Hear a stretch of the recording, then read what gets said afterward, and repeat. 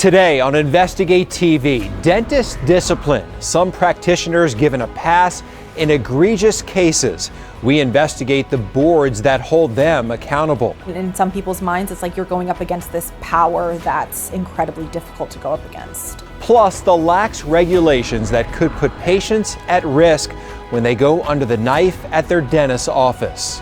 The only people who don't follow it, and they're allowed not to follow it, are dentists. Investigate TV starts right now.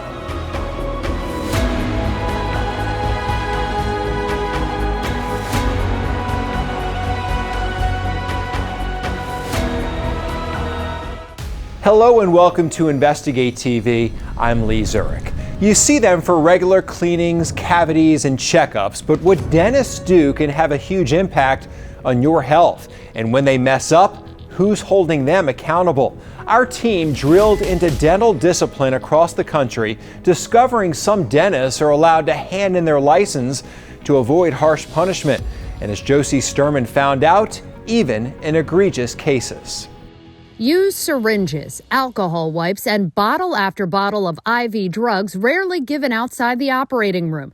That's what emergency responders found inside this Maryland home on the morning of January 26, 2022.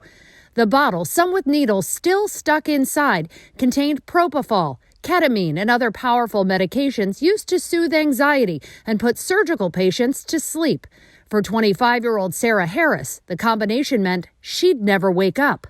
The morning my sister passed away, I was the first person he called, and I saw her dead body on the floor of his living room.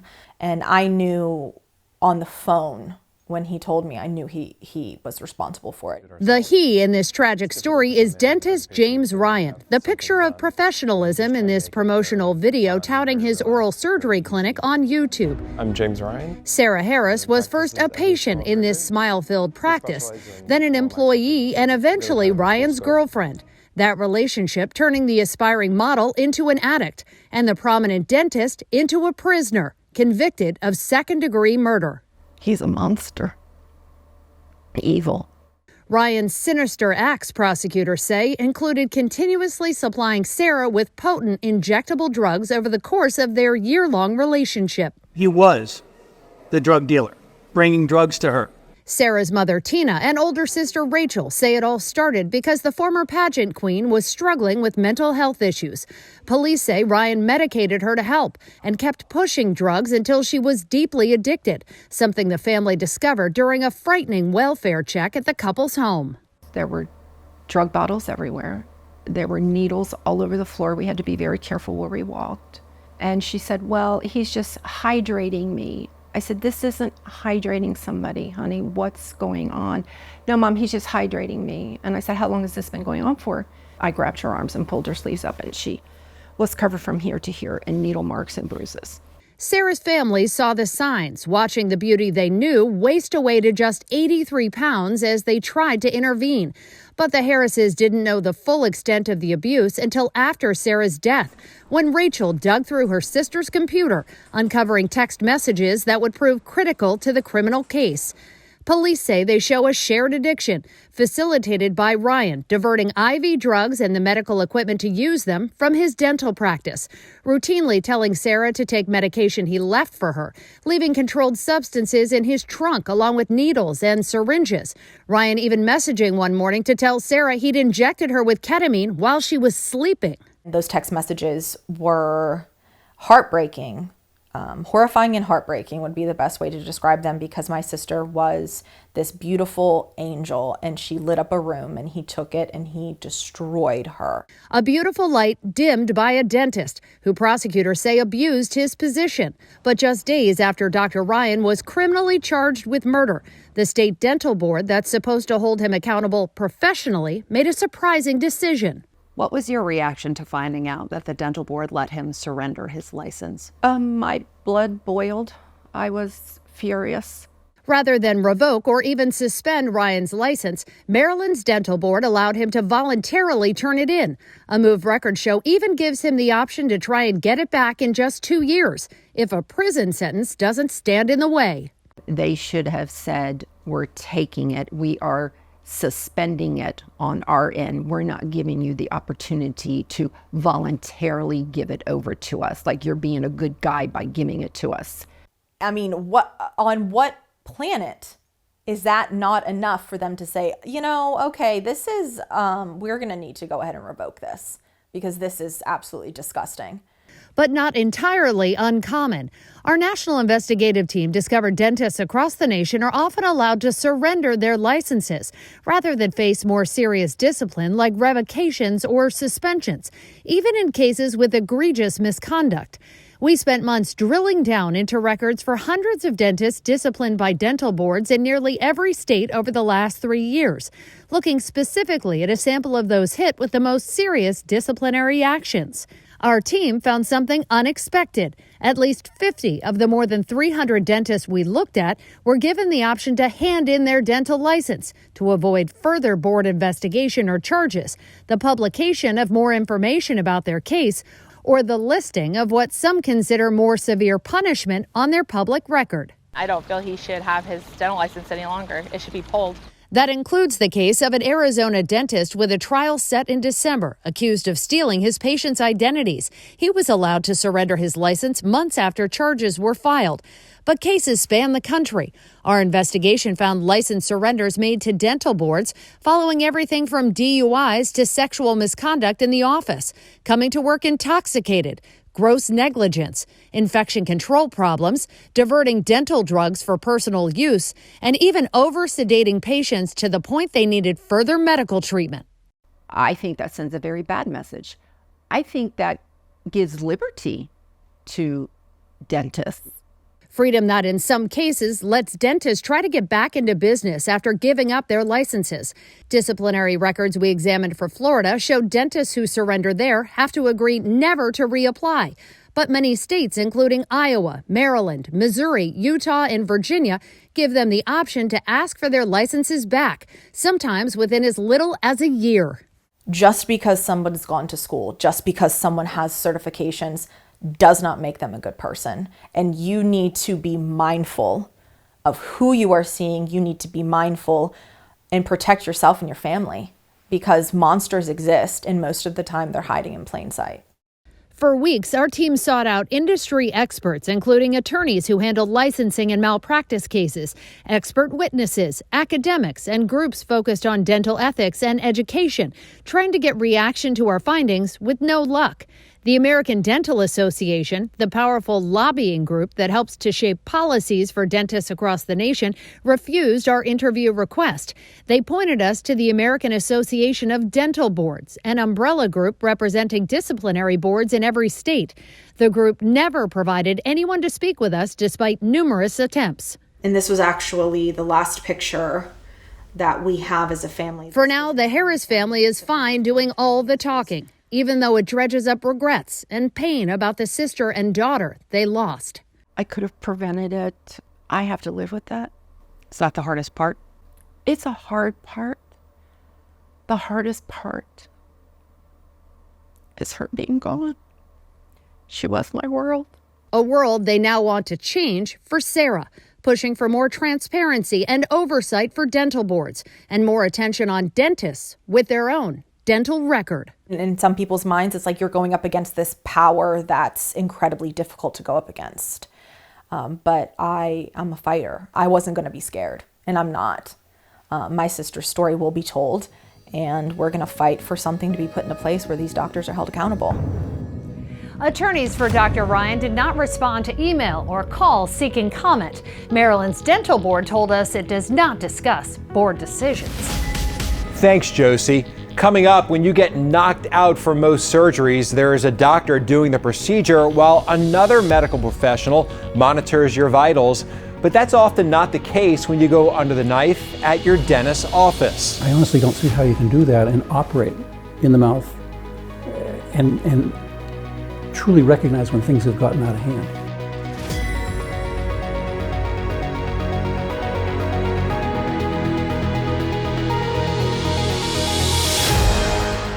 Welcome back to Investigate TV. When you need surgery, an anesthesiologist typically handles the sedation and monitoring, while another provider focuses on the procedure at hand. But that's not always the case when you sit in the dentist's chair for oral surgery. We discovered dentists are often allowed to do something most doctors don't: handle both anesthesia and surgery. A practice medical advocates say needs to change. Josie Sturman picks up the story.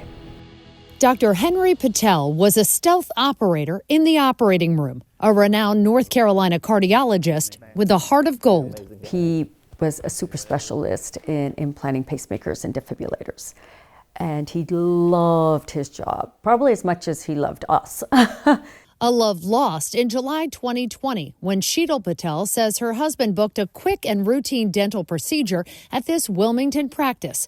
Records obtained by our national investigative team show Patel's oxygen levels and heart rate dropped while he was being sedated for a simple dental implant. And I'm like, but what could have happened? Is he breathing? Is he breathing? When EMS arrived 20 minutes after the crisis began, he wasn't. Patel was in cardiac arrest with no pulse. But records showed the dentist involved had made no attempts at CPR, and the team failed to successfully carry out several other life-saving measures. He died 3 days later. Henry died because the people who were looking after him in that office were not trained. No other medical field allows this. Okay, we call it the medical model. The only people who don't follow it, and they're allowed not to follow it, are dentists.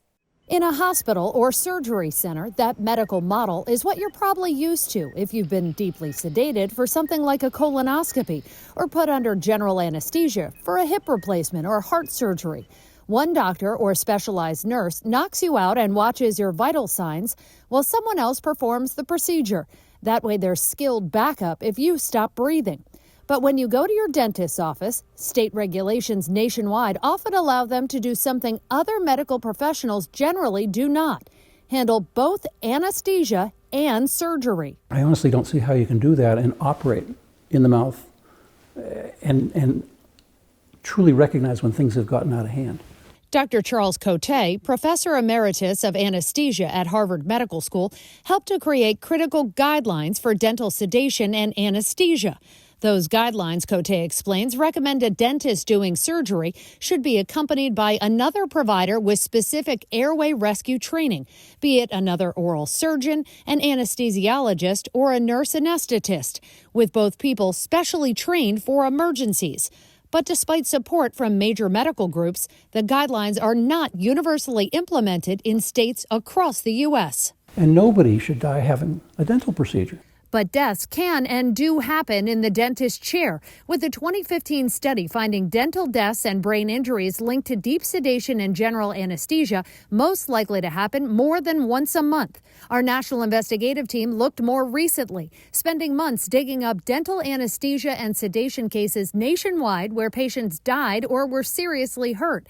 Using records from the last 5 years, we uncovered at least 26 anesthesia-related deaths in 13 states. I suspect that's the tip of the iceberg.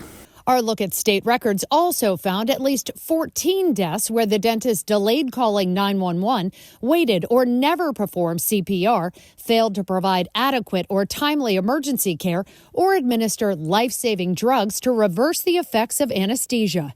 I would really love for the dental community to grab onto this as a societal issue to protect their patients and go back and look at what's happening.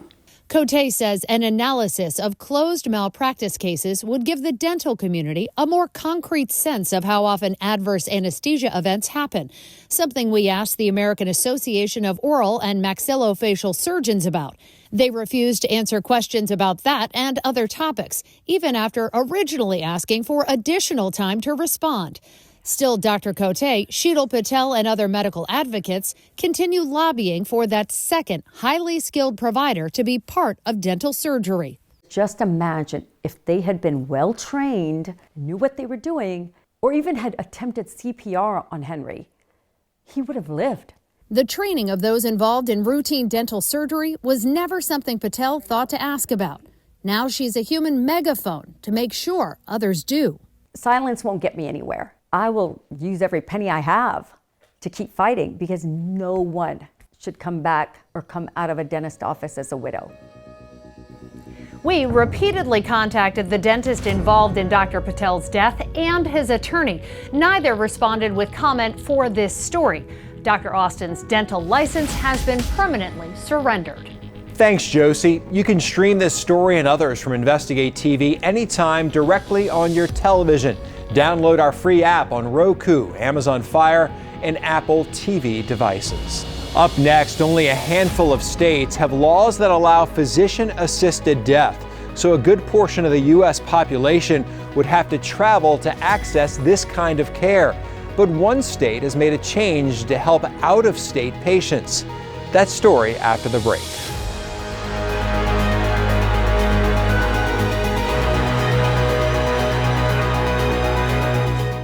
Welcome back to Investigate TV. Physician-assisted suicide or physician-assisted death is controversial and now legal in 10 states and Washington, D.C. But one state opened the door for anyone to travel there to seek assistance with dying. Anna Katayama takes us to Oregon, where some are searching for solutions to streamline the process. She was a fiercely independent person, very religious, very independent, had a bunch of friends. She was living in Northern California. Adam Rafalovich helped his mom move to Oregon shortly after she was diagnosed with cancer. She moved in with him and his family. I drove her up. She was in tremendous amounts of pain. She quickly fell into the grips of really advanced cancer. It was lung cancer that had metastasized in her bones and also had metastasized in her soft tissue. Aware of Oregon's death with dignity law, Louise Rafalovich requested a prescription for aid in dying. Having watched her husband suffer the effects of esophageal cancer, Adam believes she wanted a different path. The worst part of this for me was seeing someone you love so much suffer. Dr. Nick Gideons was Louise's doctor. He is also the Oregon doctor who filed the lawsuit challenging Oregon's residency requirement, and he won. The residency requirement was lifted in March. But for those who don't have family in Oregon, like Louise did, accessing medical aid in dying is a challenge. The vast majority of those patients, the barriers are essentially insurmountable. According to the Oregon Health Authority, the number of people requesting a prescription to end their life has increased over the years. In 2000, 39 people requested a prescription and 27 actually used it.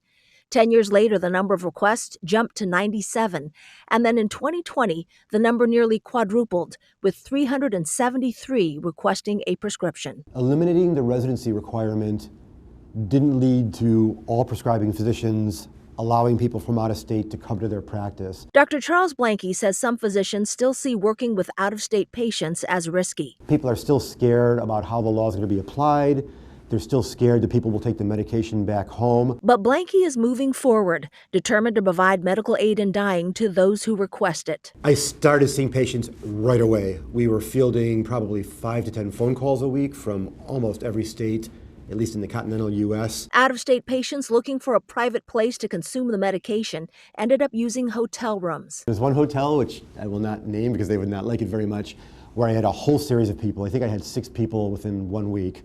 And it got to the point where I was walking up their front steps and they were trying to shoo me away. In an effort to help his patients, he searched for other beds. I actually put an ad on Craigslist to see if any owners of Airbnbs would be comfortable. And I actually interviewed several, and of course I was very frank about saying what would happen to the people using their Airbnb. And I actually had a couple people who were very interested in offering me spots. I think we're slowly developing the systems to help people find physicians who are, as we said, interested in participating. Legal worries and logistics remain huge roadblocks for out-of-state patients who, unlike Louise Rafalovich, don't have family in Oregon. She woke up early in the morning, and that's when she said that she was ready. As the cancer spread and it became increasingly difficult for her to move, Louise Rafalovich chose the day that she wanted to end her life.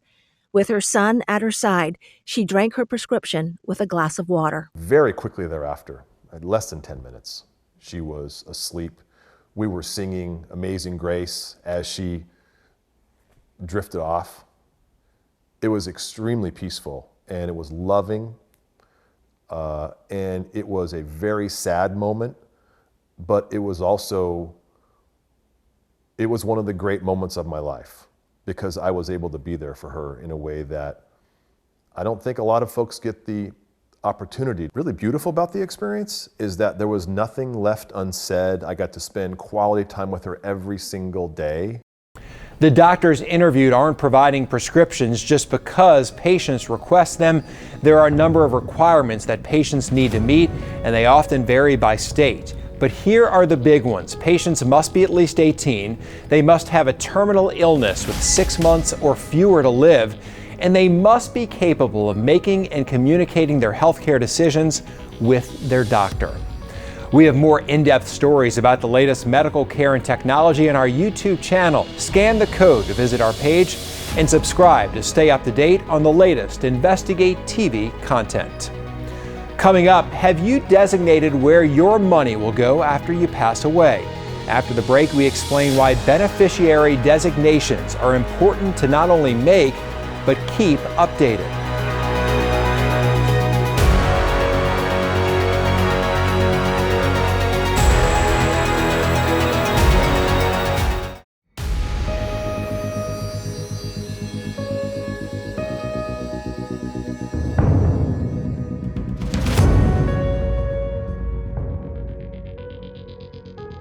Welcome back to Investigate TV. It's not usually something you think about until there is a life-changing event, but experts stress naming the family members who will get your assets in the event of death is so important. And Rachel DePompa explains why you need to make sure you keep your beneficiaries up to date in this week's Watching Your Wallet. When you die, where does your money go? Now, this is an uncomfortable topic for most of us, but beneficiary designations are so important, not only to make, but to update. You should do this once a year. December is a good month just before the new year. Beneficiary designations are when a spouse, child, or even a charity receive your assets when you pass away. You often have to name them for the investment accounts like IRAs, qualified plans through your work, or life insurance policies. The designation allows you to avoid probate and send the asset directly to the individual. It's easy to overlook this. It even happened to Michael Joyce with the financial firm Agili. A couple of years ago, when my youngest son was about 12 or 13, and I was reviewing the beneficiary designations on one of my Roth IRAs, and I realized that he was not listed as a contingent beneficiary. Joyce says you can name a percentage of your assets for multiple people as long as it adds up to 100%. To name a person, you need their full name and date of birth, and some places require a social security number.